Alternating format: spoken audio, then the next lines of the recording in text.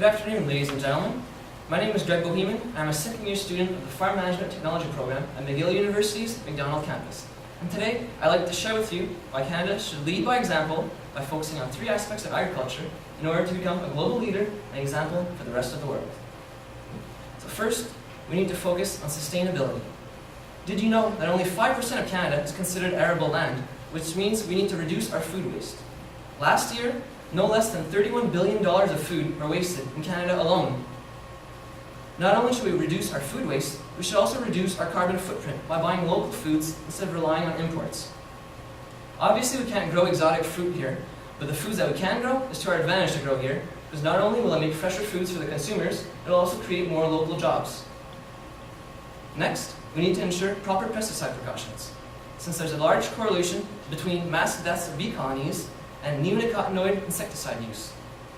This systemic insecticide is either a foliar spray or a seed coating and is absorbed by the plant and distributed to the leaves, flowers, nectar, and pollen. And the bees get intoxicated while pollinating these crops and end up dying. The problem here is that bees are responsible for pollinating 75% of the crops that we eat. This includes apples and pears, strawberries and blueberries, as well as tomatoes and cucumbers, just to show us the wide range of food on our menu.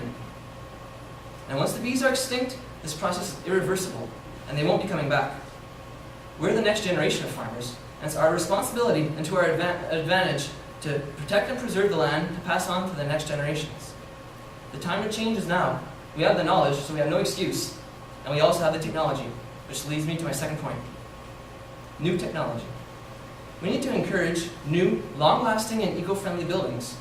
It's to our benefit to stay up to date with technology, because as we've seen in the past, people who fall behind with technology end up being too small and just can't compete on the global market. In 2016, there's plenty of examples of these new technologies. Here are a few.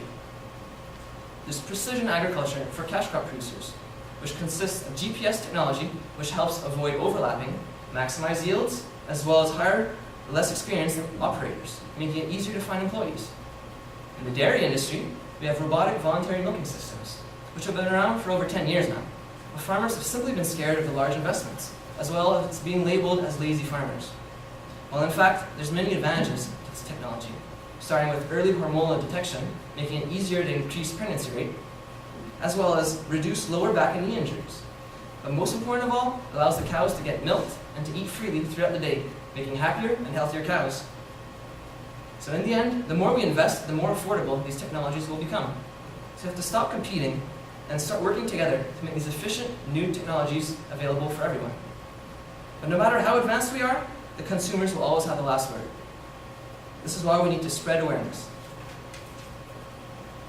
Only 1.7% of Canada is involved in primary agriculture, so it's our responsibility to make sure that the rest of the population is educated on where their food comes from.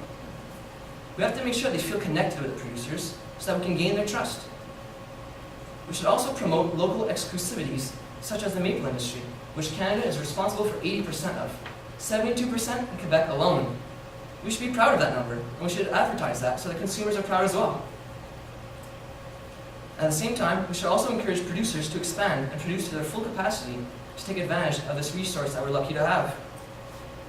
Lastly, we should lower consumer standards. Studies show that we'll need 70% more food by 2050. At the same time, other studies show that 20% of the vegetables don't even reach the market due to aesthetic reasons. Why don't we sell these products at lower cost for low-income families and for consumers who are just aware of the challenges of agriculture and who don't care about the aesthetics? How can we help mold a better future for Canadian agriculture? Well, as the next generation of farmers, it's our job to be open-minded and willing to change while complying with consumers' demand. At the same time, we must remember that we're dependent on the environment, and that with climate change comes new opportunities and new markets, especially with the droughts down in California. We must also expect the unexpected and be ready to adapt. In 2016, we're past the stage of competing against each other. Instead, we should work together to share ideas, to lead by example, and make Canada an agricultural leader moving forward. Thank you.